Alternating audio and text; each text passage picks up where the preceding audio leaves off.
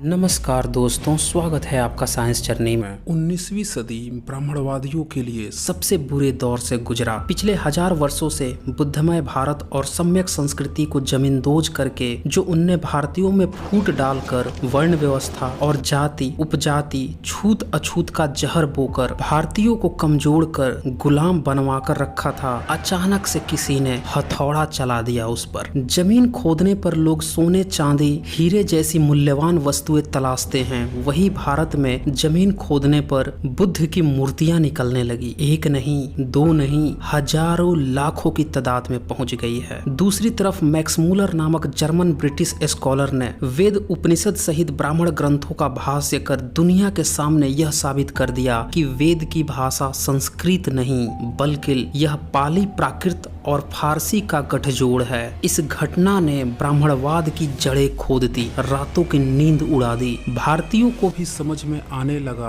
और विदेशियों को भी कि वेद की जड़ें कहीं न कहीं बाहर से आई हैं या फिर बाहर से कुछ न कुछ जोड़ तोड़ कर इसमें कॉपी की गई है। इससे यह भी साबित हुआ कि आखिर ब्राह्मणों ने क्यों वेद को भारतीयों को पढ़ने से रोक रखा था, और जो लोग इसे पढ़ लेते थे, सुन लेते थे या बोलते थे या उच्चारण करने की कोशिश करते थे, उनको ये कठोर दंड देने का प्रावधान रखते आया था। इस घटना ने वेद को देखने का नजरिया ही बदल दिया। अब जब वेद की सारी बातें सामने खुल गई तो जो विदेशी दर्शन थे उनसे इसका कंपेयर होने लगा और ऐसा पाया गया कि जो बातें विदेशी दर्शनों में लिखी थी वैसा ही कुछ वेदों में भी लिखा था। जैसे आपने अगर मेरा वीडियो 104 देखा होगा तो उसमें मैंने दिखा रखा है ऋग्वेद के मंडल 1 के 164 सूक्त के 33 मंत्र, 10th मंडल के 61 सूक्त के 5, 6, 7 मंत्र में पिता पुत्री के बीच व्यभिचार स्थापित करके वंश आगे बढ़ाने की बात लिखी हुई है। और ऐसा ही कुछ यहूदियों की बाइबल में भी लिखा हुआ है, यानी कि ओल्ड टेस्टामेंट में लिखा हुआ है। मेरे पास यह बाइबल की किताब है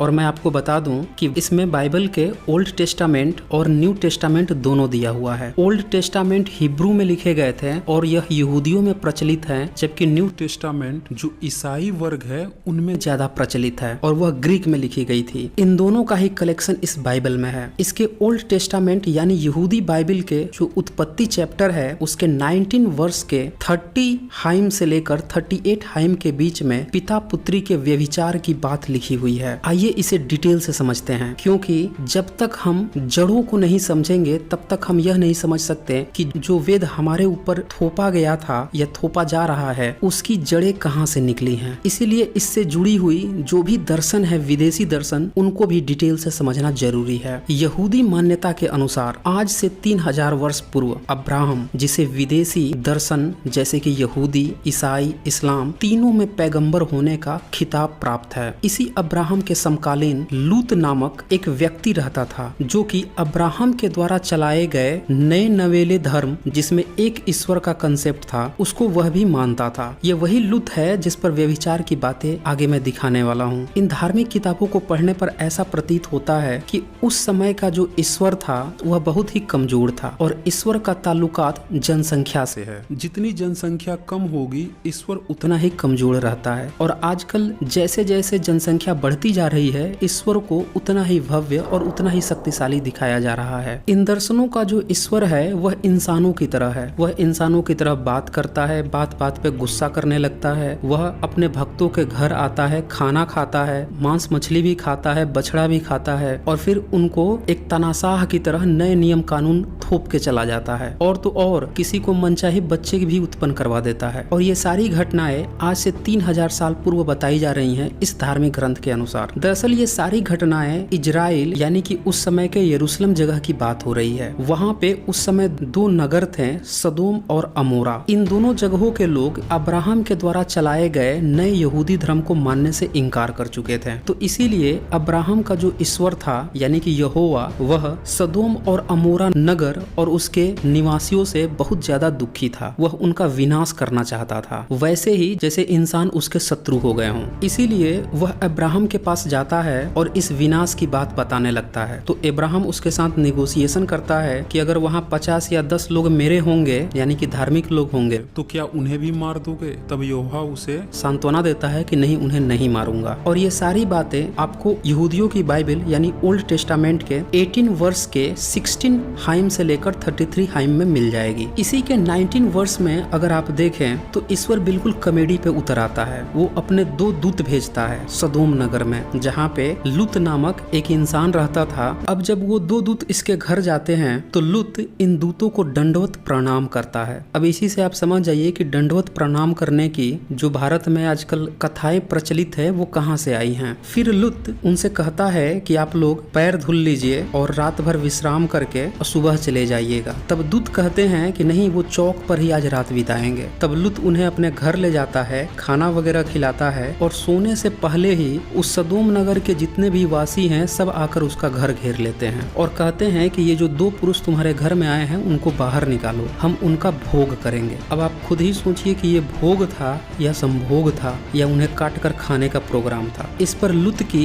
उसके नगरवासियों से झड़प होने लगती है। जब मामला ज्यादा आगे बढ़ जाता है तो जो अंदर से दूत थे वो लूत को पकड़कर भीतर खींच लेते हैं और किवाड़ बंद कर देते हैं। फिर दूत और उनका यहोवा ऐसा चमत्कार दिखाता है कि जितने भी नगरवासी होते हैं सबको अंधा कर देता है। अब बेचारे वो रात भर दरवाजा ही टटोलते रह जाते हैं, खोजते रह जाते हैं कि दरवाजा किधर है, कि दरवाजा खोल के इनको बाहर निकाला जाए। फिर भीतर जो दूत हैं वो लूत से कहते हैं कि तुम अपने परिवार के साथ लेकर यहाँ से बाहर चले जाओ। अब लूत का परिवार जो था उसमें उसकी 2 बेटी थी, एक पत्नी थी और दामाद थे। जो दामाद थे बेसिकली वो अभी सगाई ही हुई थी, शादी भी नहीं हुई थी। तो लूत अपने दामादों से कहता है कि दूतों ने कहा है कि कल वो विनाश कर देंगे इन शहरों का, इसलिए हम लोगों को यहाँ से चलना चाहिए। तो दामाद उसकी बात को हंसी ठट्ठा में उड़ा देते हैं, यानी कि उसकी बात नहीं मानते हैं। फिर लूत भी इसी तरह की देरी करता है। तब जो दूत होते हैं उसकी बेटी और उसकी पत्नी का हाथ पकड़ के शहर से बाहर कर देते हैं और लूत से कहते हैं कि तुम भी यहाँ से जल्दी से निकल लो। तो लूत वहाँ से जल्दी से निकल जाता है और दूत ये भी कहते हैं कि तुम सोअर जगह पे चले जाओ।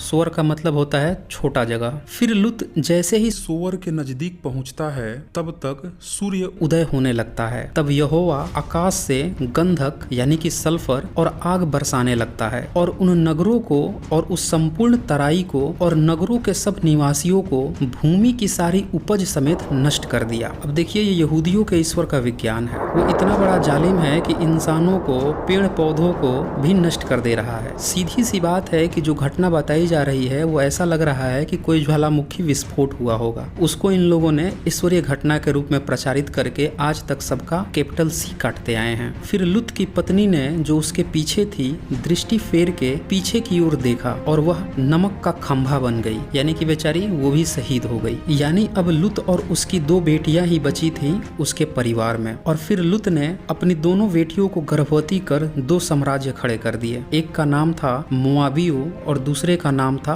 अमोमोनियों। और यह घटना यहूदी बाइबल के उत्पत्ति चैप्टर में 19 वर्ष के 30 हाइम से लेकर 38 में लिखी है। मैं पढ़कर ही आपको सुना देता हूँ ताकि थोड़ा सा भी संदेह न बचे। फिर लूत ने सोअर को छोड़ दिया और पहाड़ पर अपनी दोनों बेटियों समेत रहने लगा, क्योंकि वह सोअर में रहने से डरता था। इसीलिए वह और उसकी दोनों बेटियां वहां एक गुफा में रहने लगे। तब बड़ी बेटी ने छोटी से कहा, हमारा पिता बूढ़ा है और पृथ्वी भर में कोई ऐसा पुरुष नहीं है जो संसार की रीति के अनुसार हमारे पास आए, इसीलिए आ हम अपने पिता को दाख मधु पिलाकर उसके साथ सोएं, जिससे कि हम अपने पिता के वंश को बचाए रखें। अतः उन्होंने उसी दिन रात के समय अपने पिता को दाख मधु पिलाया। तब बड़ी बेटी जाकर अपने पिता के पास लेट गई, पर उससे न जाना कि वह कब लेटी और कब उठ गई। और ऐसा हुआ कि दूसरे दिन बड़ी ने छोटी से कहा, देख कल रात को मैं अपने पिता के साथ सोई, इसीलिए आज भी रात को हम उसको